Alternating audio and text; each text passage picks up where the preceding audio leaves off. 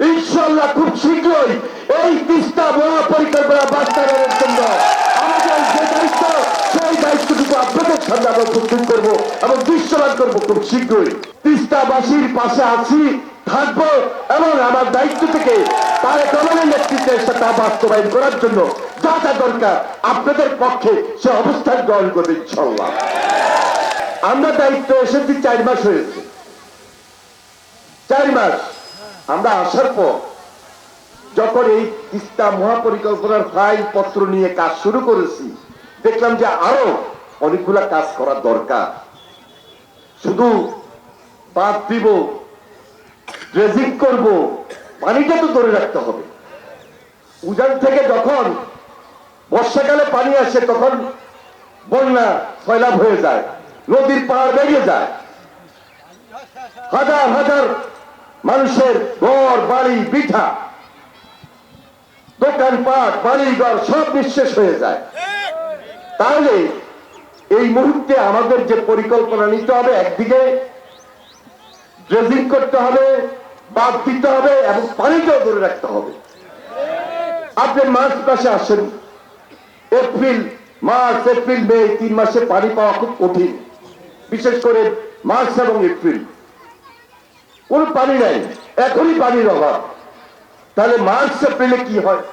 তাহলে এই পানিটা হাজার হাজার কোটি টাকা এখানে খরচ করে আমরা পরিকল্পনা করে মহাপরিকল্পনা বাস্তবায়ন করব, এটা তো পানি ধরে রাখতে হবে। আসল ফল থেকে তৈরি সম্পূর্ণ প্রিজারভেটিভ মুক্ত ফ্রুটিকা, পিওর মানে ফ্রুটিকা। তাহলে বিশেষ কারিগরি সমীক্ষা আরো বেশি প্রয়োজন বিদায় আমরা একটু সময় নিচ্ছি। হাজার হাজার কোটি টাকার প্রকল্প আপনারা পরবর্তীতে বলবেন যে প্রকল্প করেছে, এখন প্রকল্পতে পানি নাই। তাহলে এই পানিটা ধরে রাখতে হবে। একটা রিজার্ভার দরকার, বড় জলাশয় যেখানে পানিটা ধরে রাখতে পারবো, সেটা সুইচ গেট দিয়া হোক, অন্য কোনো পদ্ধতিতে হোক। ওই যে ইঞ্জিনিয়ার সাহেব এসেছেন, ওনারাই এটা বের করবেন কিভাবে পানিটা ধরে রাখতে পারবো। যেই পানিটা শুকনা মৌসুমে ধরে রেখে এই যে আবার খালে দিব, নদীতে দিব, যেখান থেকে আপনার আশেপাশের লোকজন একদিকে বাগান থেকে প্রতিরোধ হবেন, আরেকদিকে আপনাদের এই নদী থেকে, খাল থেকে, ক্যানেল থেকে পানিটা আপনাদের জমিতে যাবে, চাষাবাদ কৃষি উৎপাদন বৃদ্ধি পাবে, মাছের চাষ হবে এবং আপনার সম্পূর্ণ সুবিধাটুকু আপনারা পাবেন। সেই পরিকল্পনা নিয়ে আমরা ব্যস্ত আছি।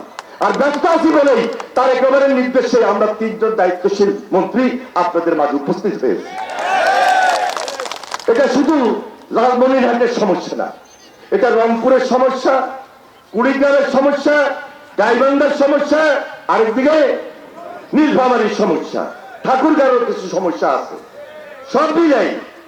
সব মিলিয়ে 5টা 6টা জেলা আজকে তাকিয়ে আছে, আশায় বুক বেঁধে আছে যে তারেক রহমান সাহেব আসবে, প্রধানমন্ত্রীর দায়িত্ব নেবে, আর কখন আমাদের এই তিস্তা মহাপরিকল্পনা বাস্তবায়ন হবে।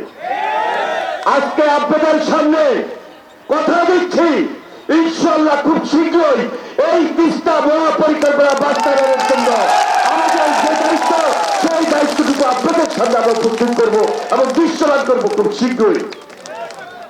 জাস্ট একটু অপেক্ষা করতে হবে, একটু ধৈর্য ধরতে হবে ভাই, একটু ধৈর্য ধরতে হবে ভাই। ইনশাআল্লাহ ভাইয়ের নেতা আছেন, জাগো ভাইয়ের নেতা, আন্দোলনের নেতা, তুখর নেতা। আরেক নেতা হলো ফরহাদ হোসেন আজাদ, সেও জাগো ভাইয়ের আন্দোলনের নেতা। সেও আপনাদের বাসায় কথা বলে, কারণ আপনাদের পাশের লোক, তিস্তা পাড়ের লোক। আমি শহীদুদ্দিন চৌধুরী আগে ছাত্র রাজনীতি করেছি, তিস্তাবাসীর পাশে আছি, থাকবো এবং আমার দায়িত্ব থেকে তারেক রহমানের নেতৃত্বে তা বাস্তবায়ন করার জন্য যা যা দরকার আপনাদের পক্ষে সে অবস্থান গ্রহণ করবে ইনশাআল্লাহ। আপনারা সবাই ভালো থাকবেন, দোয়া করবেন, ধৈর্য ধরবেন। খোদা হাফেজ। বাংলাদেশ জিন্দাবাদ।